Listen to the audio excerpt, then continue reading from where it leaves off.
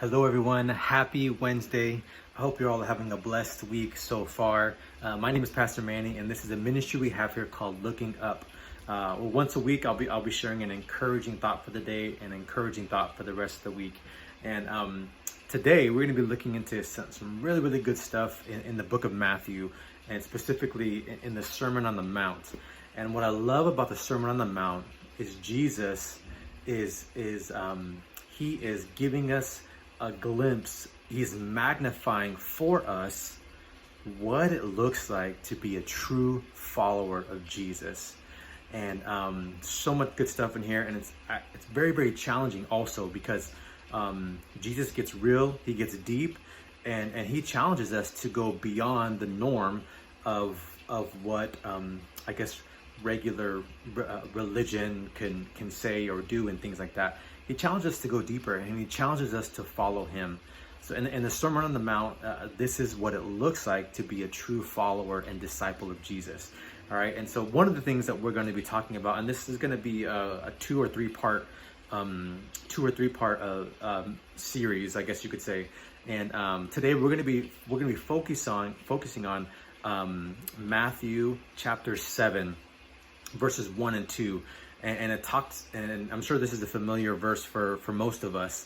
And what it says in Matthew chapter 7, verses 1 and 2, it says this: do not judge, or you too will be judged. For in the same way you judge others, you will be judged, and with the measure you use, it will be measured to you. Okay, so this is just two verses, all right? And there's so much that we could talk about in these two verses. First of all, this is in the context. Jesus is talking in the context of relationships. Okay, Jesus says, "Do not judge," and so what does he mean by this? To not judge simply means this.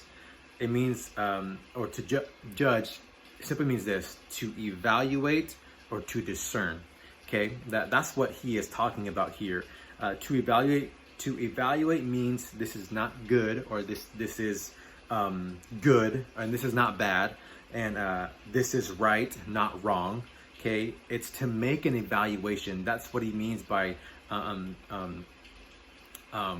that's what it means to judge, to make a discernment, or to make an evaluation. Okay, now is Jesus saying that we cannot be discerning, or that we cannot evaluate, that we cannot evaluate? I don't think so. I don't think that's what he means. So let's dig a little deeper, okay?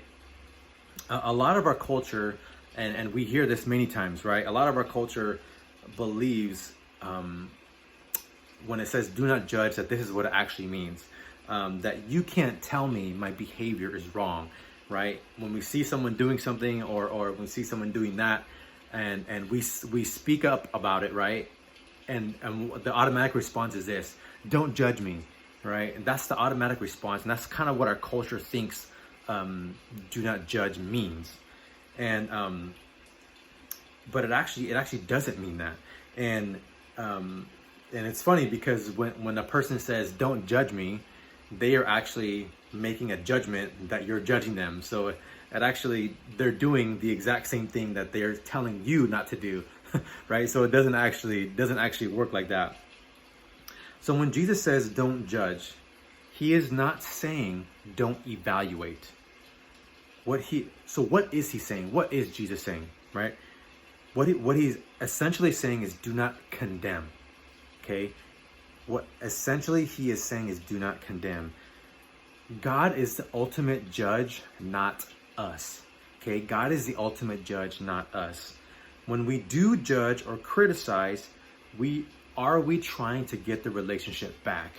And when we do judge and when we criticize, right, when we discern or when we evaluate, are we actually trying to get the relationship back? Are we coming humbly to seek and maintain the relationship? Right? That's the question we should be asking ourselves when we do evaluate, when we do discern, when we do make a judgment, right? Or are we criticizing to punish? Are we criticizing to cause pain, or to make the person feel bad, or to get rid of them?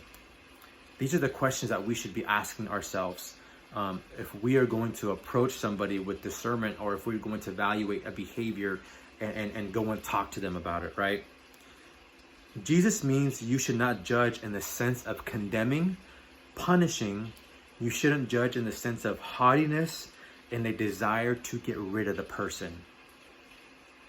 Many times Christians use this approach in order to be self-righteous, right?